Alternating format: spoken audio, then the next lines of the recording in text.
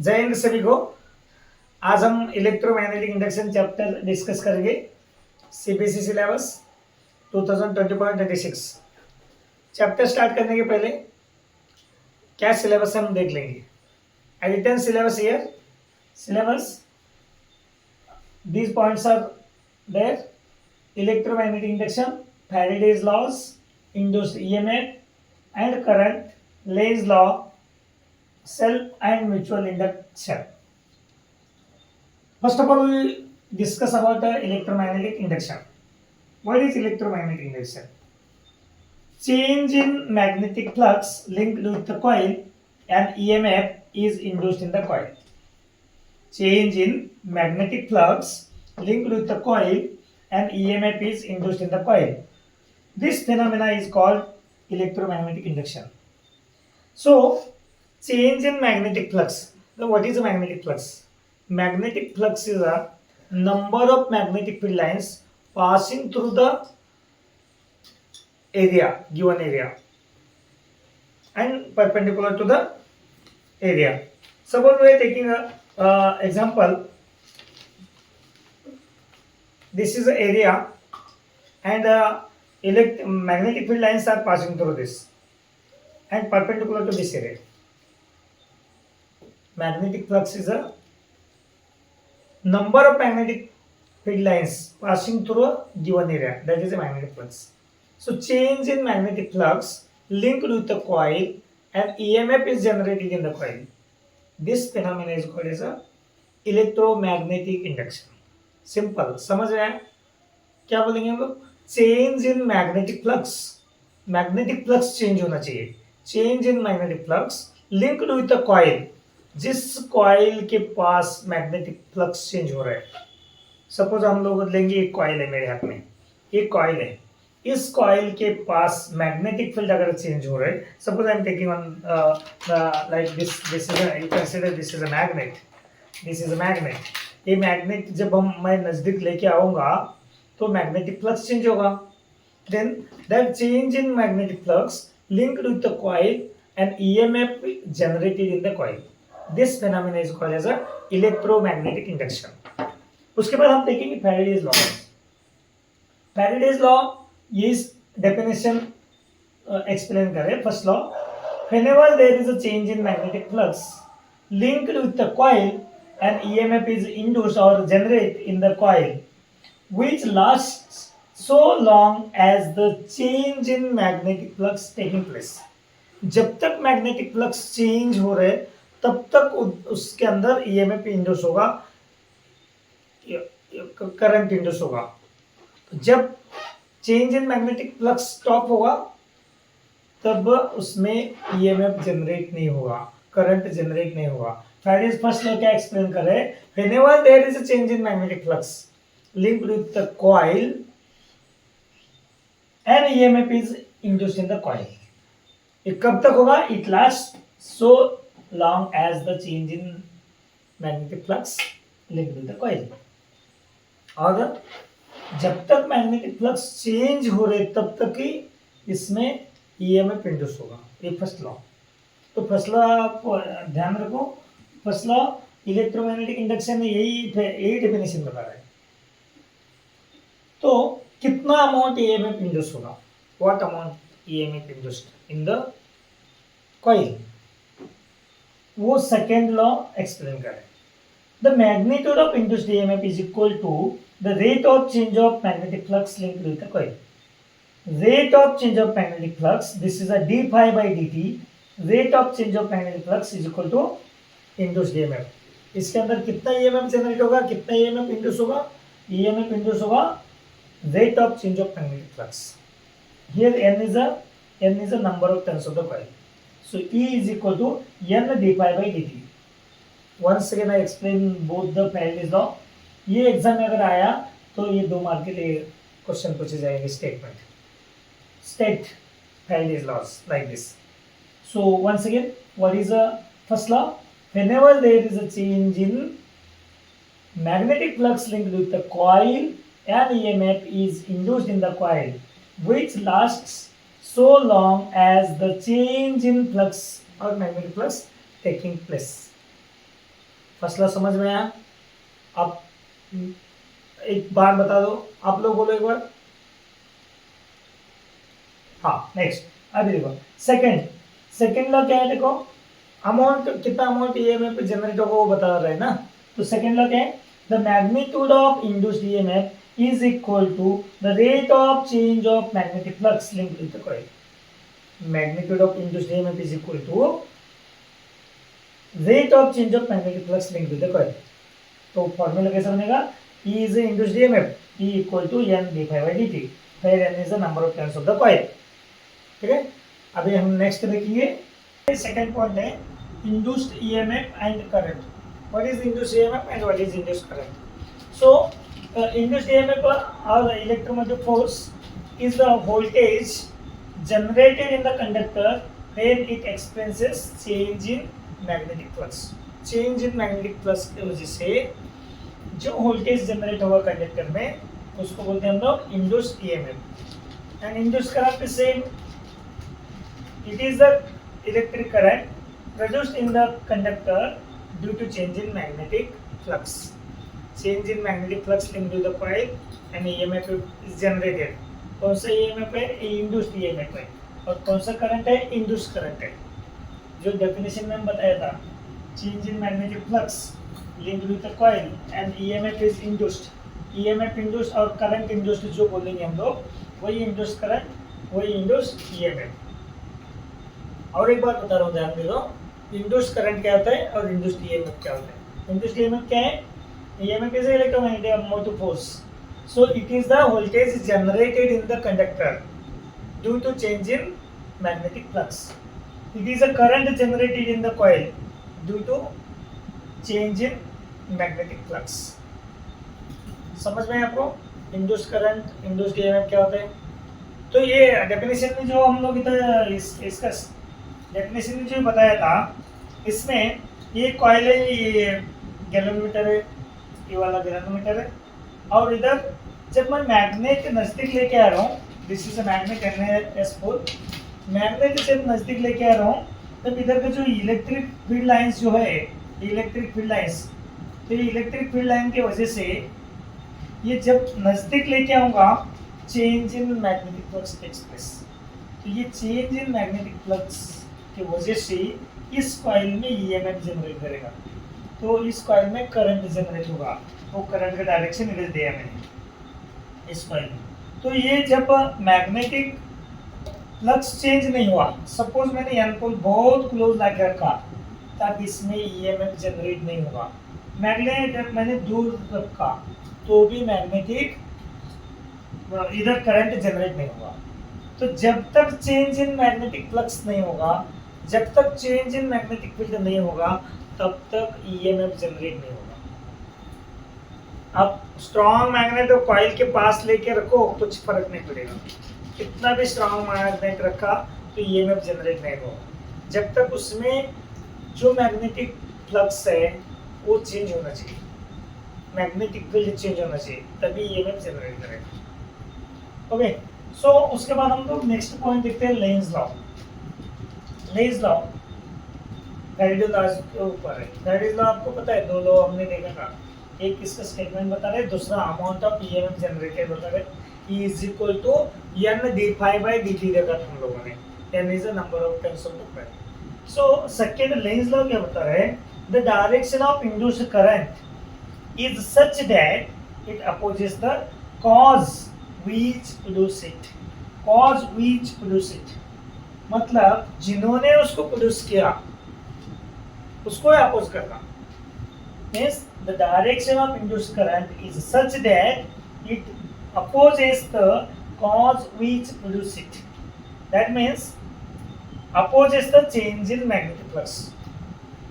that opposes the change in magnetic flux। मैं next video में इसका इंड्यूस्ड ईएमएफ का एडी करंट के साथ एक प्रैक्टिकल एक एक्टिविटी करके दिखा दूंगा आपको, तो उसमें और अच्छे समझ में आएगा ये लेंज लॉ कैसा काम कर रहे हैं। ये सब कुछ change in magnetic flux, change in magnetic flux इधर हो रहा है और उसमें जो करंट प्रोड्यूस हो रहे हैं कॉइल में, वो कॉइल इसको चेंज होने नहीं दे रहे। That is Lenz law. बस सही है। एग्जाम में कैसे लिखेंगे, Lenz's law, the direction of induced current is such that it opposes the cause which induces it. That is, opposes the change in magnetic flux. So, the Faraday's law formula become E is equal to minus n d phi by dt. पहला मैंने पैरेडीज law में ये जो formula लिखा था E equal to N D pi by D T लिखा था, उधर माइनस नहीं लिखा था. बहुत सारे बच्चे गलती करते हैं, पैरेडीज लॉ लिखते टाइम में E equal to minus N D pi by D T. ये नहीं है. पैरेडीज लॉ इतना बता रहे, second law E is equal to N D pi by D T. तो लेंस लॉ यूज करने के बाद ये फॉर्मूला ऐसा बनेगा. This formula become E equal to minus N D pi by D T. Here d phi is a change in flux. Flux suppose phi 1 to phi 2 change हो रहे in time t, then this equation become E is equal to minus n phi 2 minus phi 1 upon t. समझ में आप लोगों को? अभी क्या क्या आपको याद रखना है? What is electromagnetic induction? Faraday's laws, induced EMF and induced current, and next Lenz's law. Lenz law and law of conservation of energy, इसके बारे में हम देखेंगे अभी. Next, Lenz law and law of conservation of energy के बारे में देखेंगे अभी हम लोग. लेंस लॉ में बताइए, लेंस लॉ क्या है? Direction of induced current is such that it opposes the cause which produce it, means magnetic change in magnetic flux. So induced EMF और generate EMF in the coil और generate current in the coil. मतलब generate word use कर रहा हूँ. Generate मतलब produce होना. So according to law of conservation of energy, energy neither be created nor be destroyed. इधर induced EMF कैसे हो रहा है? इंड्यूस्ड करंट कैसा आ रहा है? इधर कॉइल के अंदर करंट कहाँ से आ रहा है? कैसे जनरेट हो रहा है? तो according to law of conservation of energy, energy neither be created nor be destroyed. But इधर तो जनरेट हो रहा है. तो कैसे जनरेट हो रहा है? एक एग्जांपल देखेंगे. जनरेट तो नहीं हो रहा है, इधर ट्रांसफर हो रहा है. Mechanical energy is converted into electrical energy. Mechanical energy कौन सा है देखो, तो इधर एक एग्जांपल ले रहे हैं हम लोग, magnet and coil. When this magnet move towards the coil and induced current in the coil that opposes this motion. मतलब कि जब इसको नजदीक लेके जा रहा हूं तब इधर एन पोल बनेगा इस साइड में. ये एन पोल मैग्नेट को रिपेल करेगा. देन मैग्नेट को रिपेल कर रहे हम लोग और उधर अंदर जाने की कोशिश कर रहे हैं, उस साइड उसके क्लोज जाने की कोशिश कर रहे हैं. तो ये मैग्नेटिक का एन पोल और ये जो कॉइल ने इस साइड एन पोल बनाया, उनके बीच में रिपल्सिव फोर्स है. So the force of repulsion के अगेंस्ट हम लोग काम कर रहे हैं. तो ये वर्क कन्वर्ट होकर के वो इलेक्ट्रिकल एनर्जी में इलेक्ट्रिक एनर्जी बन गए. So now when the north pole of the coil brought near coil, its face towards the magnet develops north polarity and thus repel north pole of the magnet. Then work has to be done in moving the magnet closer to the coil against this force of repulsion. इनका जो force of repulsion है उसके against हम लोग work कर रहे हैं. वही वर्क कन्वर्ट हो रहे हैं इलेक्ट्रिकल एनर्जी के फॉर्म में. तो इधर देखो सिमिलरली हम लोग अभी एन पोल को अवे फ्रॉम द कॉइल करेंगे. फिर N pole, north pole of a magnet is moved away from the coil, its face towards the magnet develops south polarity and thus attracts the north pole of the magnet. Here work has to be done in moving the magnet away from the coil against this force of attraction. So this work done against the force of repulsion or attraction that appears as a electric energy in the form of induced current. मतलब इधर Lenz's law in accordance with the law of conservation of energy, क्योंकि इधर energy, law of conservation of energy क्या बोल रहे हैं, energy neither be created nor be destroyed. इधर हम लोग एनर्जी क्रिएट किया ही नहीं है, इस साइड में भी एनर्जी क्रिएट किया नहीं है, इलेक्ट्रिकल एनर्जी क्रिएट हुआ नहीं। इधर क्या हुआ, ये मैकेनिकल और जो वर्क डन था वो work done converted into electrical energy. इधर भी मैकेनिकल वर्क, जब ये मैग्नेट हम मूव कर रहे थे वो उसका जो मैकेनिकल वर्क है वही work done converted into electrical energy. So that ये है Lenz law in accordance with the law of conservation of energy. इसके बाद हम लोग देखेंगे self induction and mutual induction. Self induction and mutual induction, ये 2 पॉइंट बचे हैं इस चैप्टर में। अभी हम लोग सेल्फ इंडक्शन देखेंगे और self induction and mutual induction का 2 डेरिवेशन भी है और दोनों डेरिवेशन हम लोग करेंगे। तो अभी सेल्फ इंडक्शन मतलब क्या है वो देखेंगे। What is the self induction? It is the phenomena of production of induced EMF in a coil when changing current passes through it. ये वायर है मेरे पास, इस वायर से जब करंट फ्लो हो रहा है, इस वायर से जब करंट फ्लो हो रहा है और एक करंट अगर चेंज हो रहा है तो change in current in this wire and induces EMF in the same wire. इसी वायर में चेंज इन करंट के वजह से, चेंज इन करंट होने के बाद क्या होगा, तो जब ये वायर से करंट फ्लो हो रहा है उसका सराउंडिंग में मैग्नेटिक फील्ड प्रोड्यूस होता है। तो ये मैग्नेटिक फील्ड प्रोड्यूस होता है, अगर करंट चेंज होगा तो जो जो प्रोड्यूस होने वाला मैग्नेटिक फील्ड है वो भी चेंज होगा।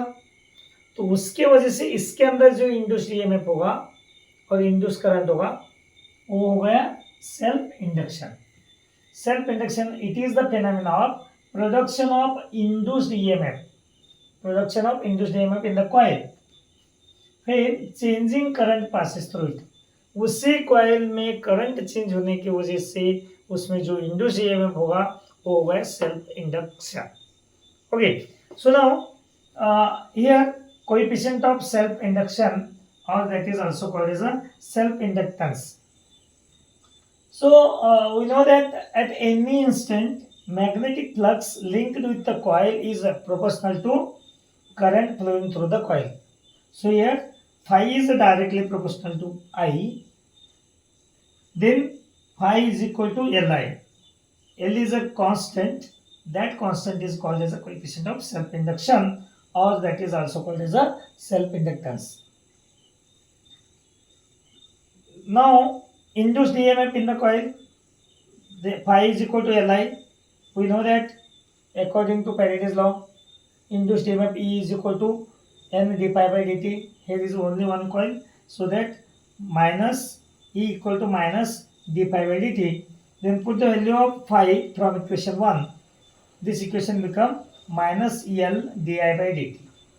So EMF induced in the coil is equal to minus L di by dt. If di by dt is equal to 1, then E is equal to minus L. So from this equation, we will define coefficient of self induction or the self inductance. इस equation से हम लोग self inductance का definition बता सकते हैं। कैसा?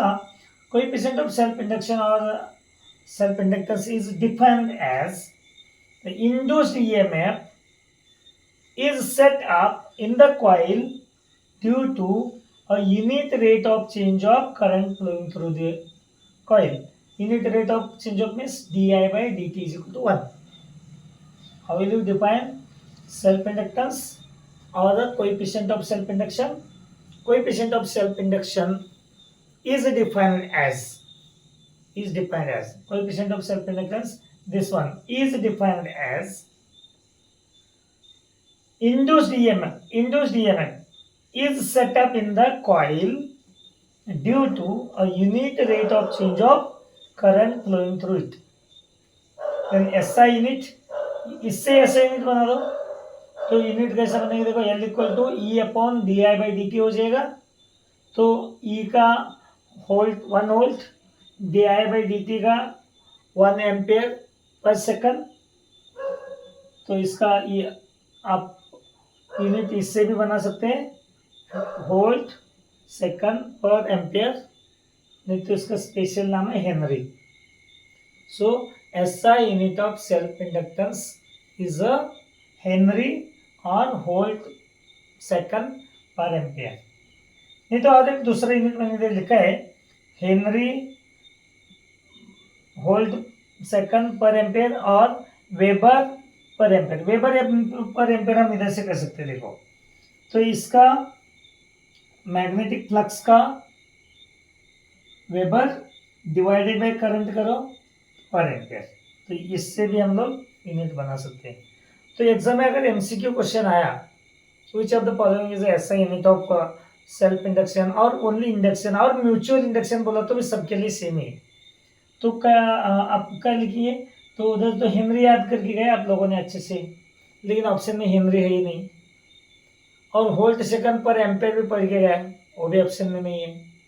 तो ये तीनों ऐसे यूनिट याद रखो, हेनरी, वोल्ट सेकंड पर एम्पेयर, वेबर पर एम्पेयर, तो ये तीनों ऐसे यूनिट याद रखना। और उसका डायमेंशन क्या है, कभी कभी डायमेंशन भी पूछ सकते हैं ऐसे इसमें एमसीक्यू क्वेश्चन में। डायमेंशन क्या लिखेंगे, m1 l2 t-2 a-2। तो ये कैसे याद रखना है, ये याद रखने के लिए इजी है। पहले वाला जो पार्ट है ना, पहले वाला पार्ट डायमेंशन ऑफ वर्क है, डायमेंशन ऑफ वर्क याद करो और आगे a⁻² करो, तो ऐसा ही इसको याद रख सकते हैं। तो ये सेल्फ इंडक्शन के बारे में हम लोग देख लिया। ऐसे हम म्यूचुअल इंडक्शन के बारे में देखिए, और उसके बाद दो जो डेरिवेशन है इसमें, self inductance of long solenoid, second mutual inductance के लिए जो डेरिवेशन है, mutual induction of two coaxial solenoid, ये दोनों डेरिवेशन भी हम लोग देखेंगे इसके बाद। Now mutual induction, mutual induction it is the phenomena of production of induced EMF in one coil due to change of current in the neighboring coil। इधर दो कॉइल बनाए हमने, फर्स्ट इस कॉइल नेबर कॉइल में अगर मैंने current change किया तो इधर EMF इंड्यूस होगा, induce EMF in this coil due to change in current in the neighboring coil, that is called as, that phenomena is called as a mutual induction। So now coefficient of mutual induction or mutual inductance, at any instant of time the magnetic flux linked with the coil is directly proportional to current। Current जो है, current अगर change किया तो magnetic flux change होगा। So here phi is directly proportional to I, then phi is equal to mi। इधर दो coil है, इसमें अगर करंट चेंज हो गया, इसमें अगर करंट चेंज हो गया तो मैग्नेटिक फ्लक्स चेंज होगा, मैग्नेटिक फ्लक्स चेंज होगा तो इधर इधर इंड्यूस्ड ईएमएफ होगा। तो ये जो मैग्नेटिक फ्लक्स किसके ऊपर डिपेंड कर रहे हैं, करंट के ऊपर कर रहे हैं। So that here phi is directly proportional to I, then phi is equal to M I. Here M is a constant, it is called as a coefficient of mutual induction, it is called as a coefficient of mutual induction, और इसको हम लोग क्या बोलते हैं, mutual inductance भी बोलते हैं, म्यूचुअल इंडक्टेंस भी बोलते हैं। तो सेल्फ इंडक्टेंस में जैसा है वैसा ही सारे फॉर्मूला, सिर्फ हम लोग इधर एल को एम में शिफ्ट किया और कुछ नहीं किया। तो इधर इंड्यूस्ड ईएमएफ कितना होगा, induced EMF E is equal to minus D phi by D T. Put the value of phi in this equation, फिर क्या बनेगा, minus M D I by D T. So E is equal to minus M D I by D T. अगर हम लोग D I by D T equal to 1 लिए, unit लिए, तो unit rate of flow of current, तो ये formula क्या बनेगा, E is equal to minus M. So इसका यूनिट वैसे ही जैसे हम लोग सेल्फ इंडक्टेंस में किया था, सेम सेल्फ इंडक्टेंस में यूनिट ऑफ एम क्या होगा, ये 1 volt divide by 1 ampere per second. तो इधर E upon D I by D T हो जाएगा, तो एम बचेगा, तो M is equal to E upon D I by D T, then E का volt D I by D T का 1 ampere per second, तो इसका यूनिट हेनरी, ये तो वोल्ट सेकंड पर ampere. So coefficient of mutual inductance mutual inductance और coefficient of mutual induction कैसे define करेंगे, इससे इसी फॉर्मूले से डिफाइन कर सकते हैं हम लोग, नहीं तो इसको 1 into 1 करके डिफाइन कर सकते हैं। तो क्या होगा, कोएफिशिएंट ऑफ म्यूचुअल इंडक्टेंस और mutual inductance, coefficient of mutual induction और म्यूचुअल इंडक्टेंस, तो ये क्या होगा, is defined as the EMF is setup in the one coil. एक कॉइल में अगर ईएमएफ सेटअप हो रहे due to unit change rate of change of current in the neighbouring coil, neighbouring coil में 1 एम्पेयर पर सेकंड अगर current change हो रहा है तो इधर जो इंड्यूस्ड ईएमएफ होगा तो वो 1 वोल्ट होगा, वो 1 वोल्ट होगा। देन उस टाइम में उसका म्यूचुअल इंडक्टेंस क्या होगा, दैट इज 1 हेनरी। तो कभी कभी क्वेश्चन ऐसा भी पूछ सकते हैं, define SI unit, define SI unit of mutual induction, नहीं तो सेल्फ इंडक्शन और ओनली इंडक्टेंस बोलेंगे।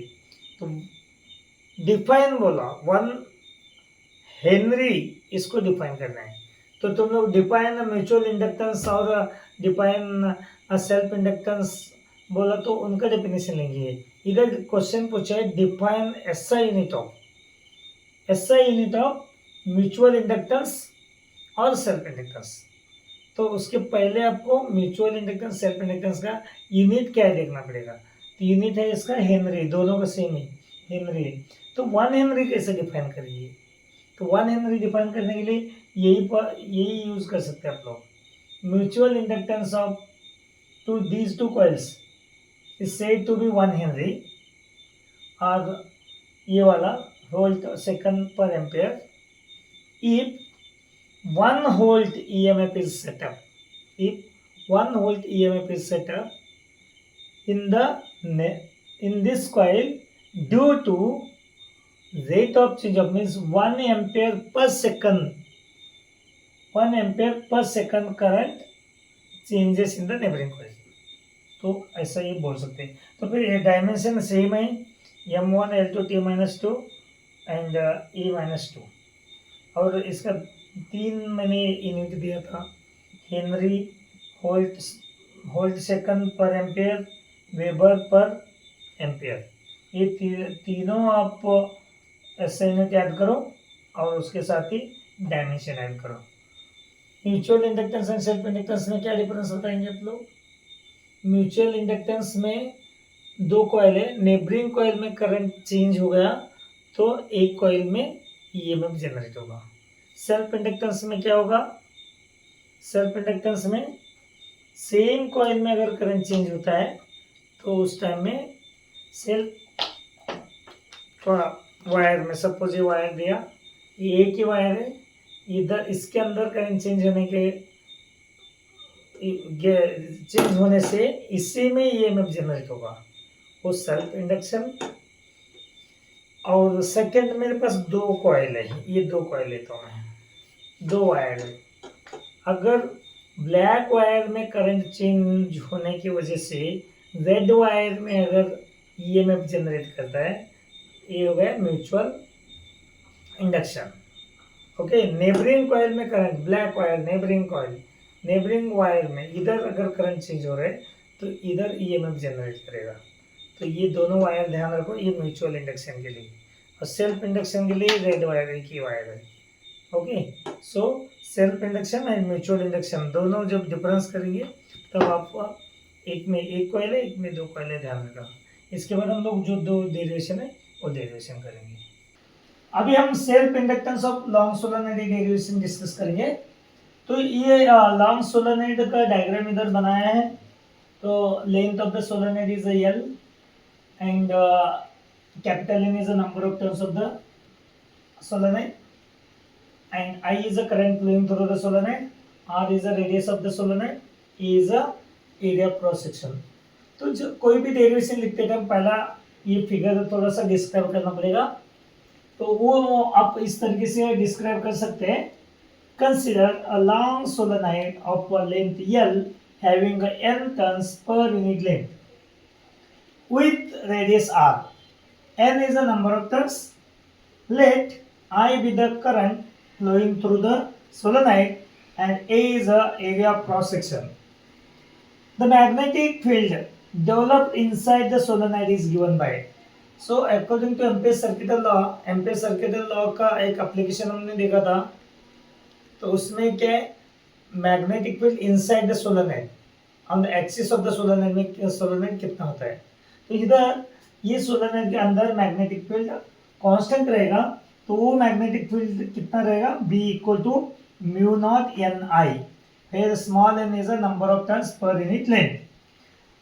Then magnetic flux linked with all the turns of the solenoid. कितना हुआ magnetic flux, phi is equal to NBA, phi is equal to capital NBA, n is the number of turns. Put the value of B from equation 1 in equation 2, then this equation become phi is equal to mu naught Ni into n into A. So ये capital N number of turns, small N है number of turns per unit length. But ये small N का value capital N के term में लिखो, but small N equal to capital N upon L, तो ये formula क्या बनेगा, phi is equal to mu naught N N I A upon L. So here mu naught N square A I divided by L. But we know that according to definition of self-inductance, that is a phi is equal to Li, phi is equal to Li. तो equation 3 और equation 4 compare करो, तो I cut हो जाएगा, इसके साथ I cut हो जाएगा, इधर लिखा है Li is equal to mu naught N square A by L. I cut करने के बाद L is equal to mu naught N square A upon L, ये इसका डेरिवेशन है. तो सेल्फ इंडक्टेंस कितना आया हमें, ये लॉन्ग सोलेनोइड का कैसे बताएंगे, L equal to mu naught N square A upon L. इस ए एरिया क्रॉस सेक्शन है, इसको पाई आर स्क्वायर कर सकते हैं, तो ये इक्वेशन कैसा बनेगा, this equation become L equal to mu naught N square pi R square upon L. ये अगर हम आपको L के टर्म में चाहिए तो ऐसा लिख सकते हैं, और स्मॉल एन के टर्म में चाहिए तो ये क्या करेंगे तुम लोग, ये एन स्क्वायर अपॉन एल की जगह एन अपॉन एल, तो इधर और एक एल से मल्टीप्लाई करो, तो और नीचे एक एल से मल्टीप्लाई करो, तो एल स्क्वायर होगा, एल स्क्वायर एन स्क्वायर हो जाएगा. तो ये इक्वेशन आप कैसे लिख सकते हैं, कैपिटल एन के स्मॉल एन के फॉर्म में लिखना है तो म्यू नॉट इधर N square upon L square, that is a small N square, इधर होगा pi R square into L. ये एल इंटू क्यों किया, इधर मैंने अगर एक एल किया और इधर एल किया तो ये दोनों क्या हो जाएगा, इधर एल स्क्वायर होगा, N square upon capital N square upon L square is equal to small N square, फिर ये चला गया और इधर ऊपर का तो एल इधर एज इट इज रहेगा. तो ये इक्वेशन ऐसा लिख सकते हैं. ये सोलेनोइड मतलब कैसा होता है मैं आपको दिखा रहा हूँ. मेरे पास एक वायर है, इस वायर से आपको सोलेनोइड दिखा रहा हूँ. ये देखो ये सोलेनोइड एक वायर है, ये वायर मैंने ऐसे होल्ड किया, करंट इधर से फ्लो होगा और इधर है, और इधर से फ्लो होगा, कोई भी करंट फ्लो हो रहा है, तो ये सोलेनोइड. तो ये सोलेनोइड एयर कोर जो था मेरा, एयर कोर सोलेनोइड कैसा बना सकते हैं, मैं इधर मैं इसको एयर कोर सोलेनोइड बना के दिखाता हूँ आपको. ये देखो ये जो रहेगा ये एयर कोर सोलेनोइड होगा, this is air core solenoid. So अगर हम लोग इसमें सॉफ्ट आयरन कोर डाल दिया, सॉफ्ट आयरन कोर, और कोई भी मटेरियल ऐसा डाला है उसका रिलेटिव परमेबिलिटी म्यू आर होगा, तब ये इक्वेशन कैसा बनेगा. ये इसके अंदर अगर सॉफ्ट आयरन कोर डाल दिया हम लोगों ने, ये सोलेनोइड मैंने एक वायर से बनाया, कुछ नहीं, ये जस्ट एक वायर है, वायर हम लोग क्लोजली वुंड किए इसके ऊपर ऐसा, ये सोलेनोइड बन जाएगा. ये ऐसे क्लोजली वुंड करो वायर, ओके. ये जो बनेगा ऐसा, ये एक सिलेंडर टाइप दिखेगा ऐसा लॉन्ग कंप्लीटली. तो ये हो गया हमारा सोलेनोइड. तो इसमें अगर आयरन कोर जब डाला था मैंने, आयरन कोर की वजह से उसका relative permeability of iron core that is equal to mu R, तब ये इक्वेशन ऐसा बनेगा L equal to mu naught mu R N square pi R square upon L. अगर एग्जाम में ऐसा क्वेश्चन पूछा Instead of air core solenoid, put any material having a relative permeability mu r. Then what is the equation of self inductance? तब वो equation बन रहे L equal to mu R mu naught n square pi R square upon L. Okay, तो ये solenoid long solenoid का self inductance निकालना बहुत आसान है. इसके लिए आपको दो फॉर्मूले याद रखना है. कौन सा दो फॉर्मूला? पहला एक फॉर्मूला ये याद रखना है, B is equal mu naught N A. Second phi is equal to N B A. तो इन दोनों इक्वेशन कंबाइन करने के बाद जो फाई का वैल्यू मिलेगा वो फाई का वैल्यू आप इस इक्वेशन से कंपेयर कर सकते हैं. Phi is equal to L I. तो ओ दो और एक तीन, तो इतना फॉर्मूला से आपको ये 3 मार्क एग्जाम में आए तो 3 मार्क के लिए क्वेश्चन पूछ सकते हैं. तो ये डेरिवेशन आप इधर तक लिखेंगे. अगर एयर को सोलेनॉइड नहीं है, कुछ मटेरियल यूज किया तो इधर तक लिखेंगे. तो इसके बाद हम लोग देखेंगे म्यूचुअल इंडक्टेंस.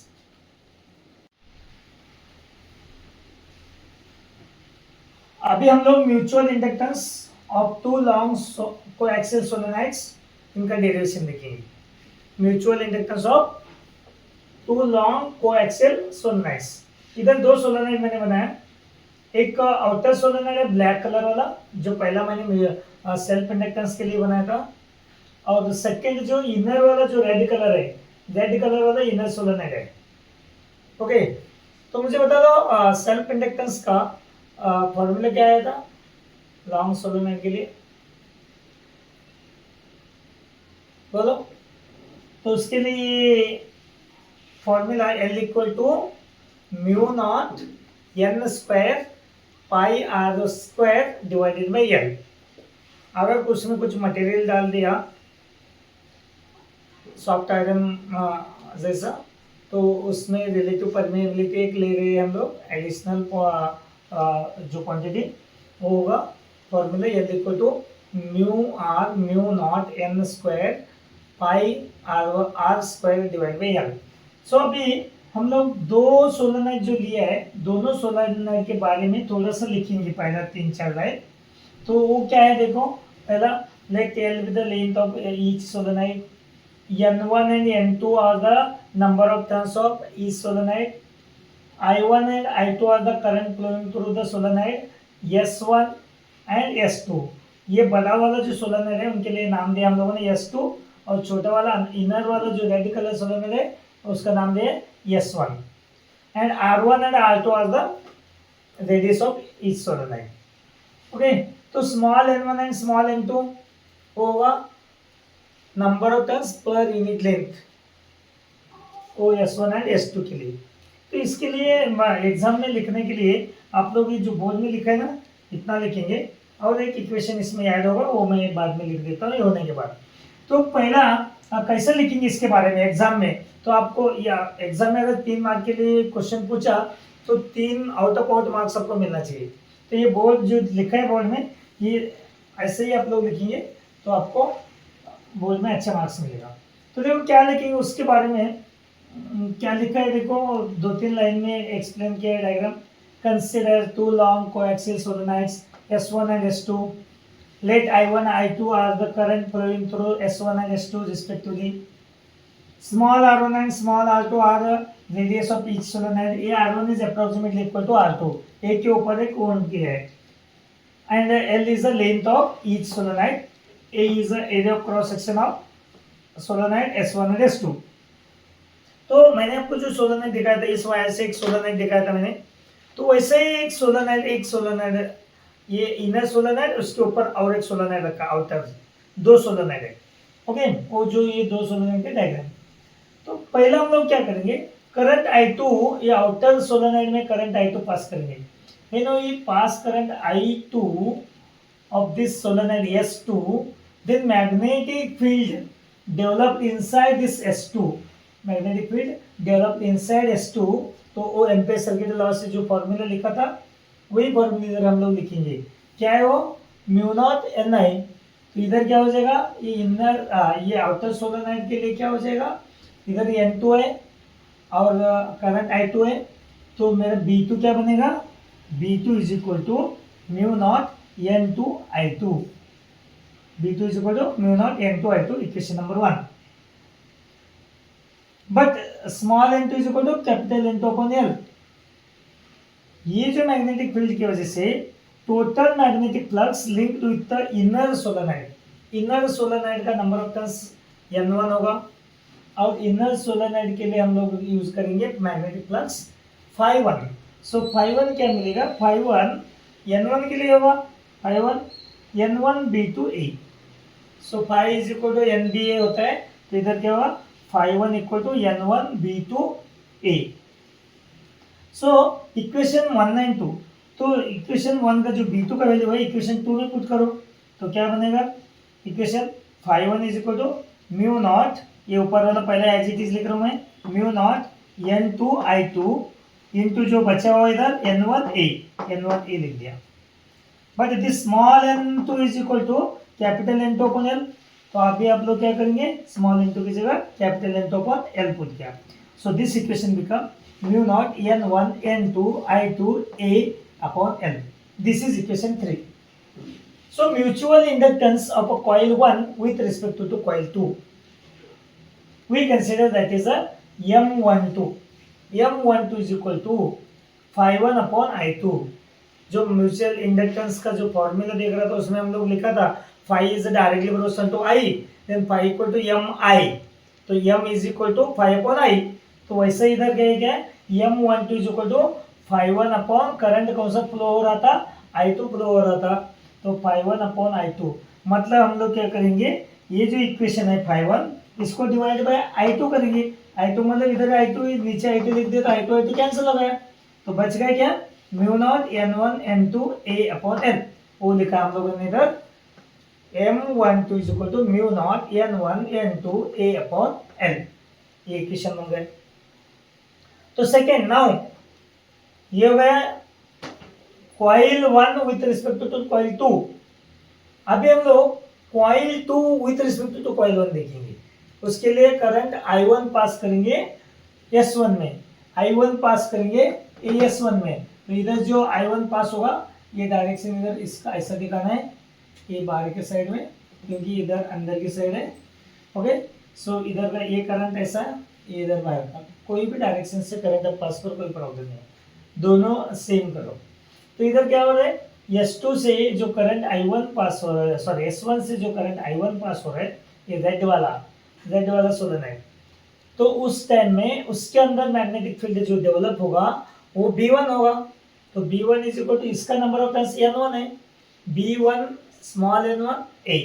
तो ये हमारा फॉर्मूला है mu naught B1 equal to mu naught N1 I1.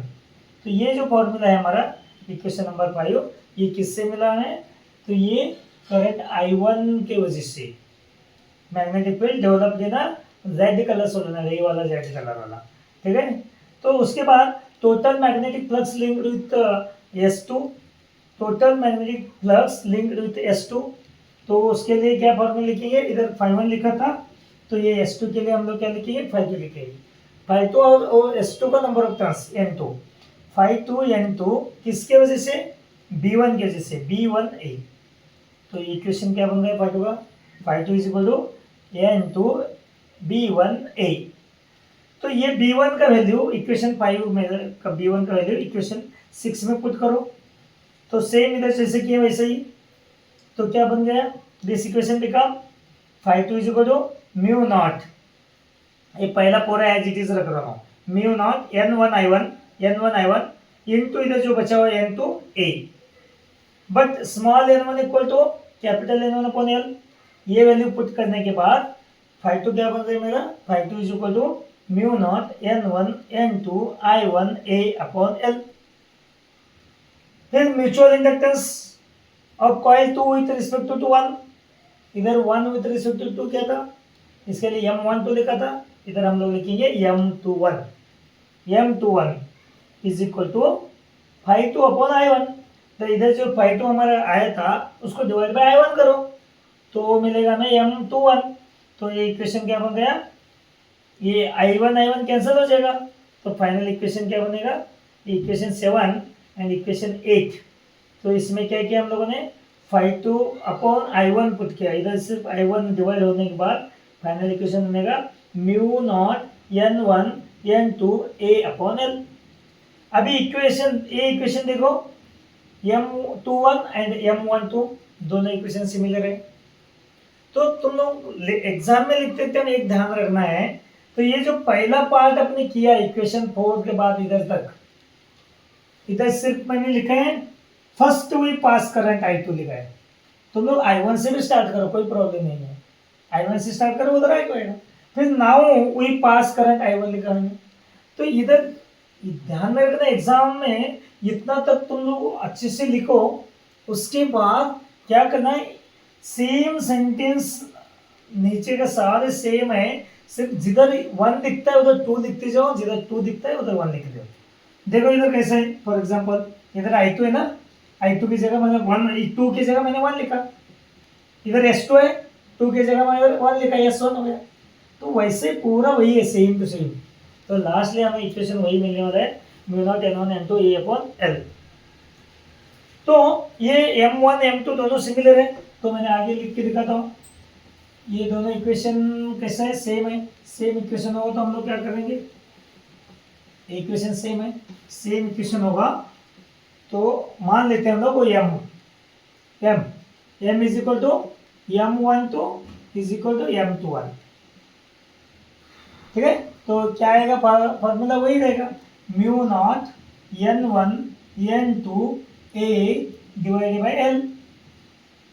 अभी ये एरिया क्रॉस सेक्शन है पायास पर, तो हम लोग ये कोई भी एक सोलेनोइड है, जो इनर सोलेनोइड है वही लेंगे R1। तो क्या R1 is approximately equal to R2 है। इसके लिए M is equal to mu naught N1 N2 pi R1 square divided by L। ये हमारा इक्वेशन नंबर, ये फाइनल इक्वेशन। अगर कोई मटेरियल मीडियम इसमें अगर डालना है, दोनों सोलेनोइड के अंदर अगर कोई मटेरियल मीडियम होता है, तो आप लोग क्या करेंगे, इसमें एक टर्म ऐड होगा, वो क्या होगा, रिलेटिव परमेबिलिटी। कौन सा टर्म होगा, रिलेटिव परमेबिलिटी, वो ऐड होगा mu R mu naught N1 N2 pi R1 square divided by L। ये जो इक्वेशन है, ये इक्वेशन अगर उसके अंदर कुछ सॉफ्ट आयरन मटेरियल वगैरह डालने के बाद ये आपको ये इक्वेशन बनेगा। तो ये म्यूचुअल इंडक्टेंस का जो डेरिवेशन है, ये डेरिवेशन 1 और 1.5 पेज में हो जाएगा। तो अच्छे से एकदम सिस्टमेटिकल लिखना है, जो मैंने बोर्ड पे लिखा था सेम वैसे सिस्टमेटिकल लिखो, तो इसको आउट ऑफ आउट मार्क मिल सकता है। Okay, in this way I complete this chapter. इसका जो थ्योरी में हम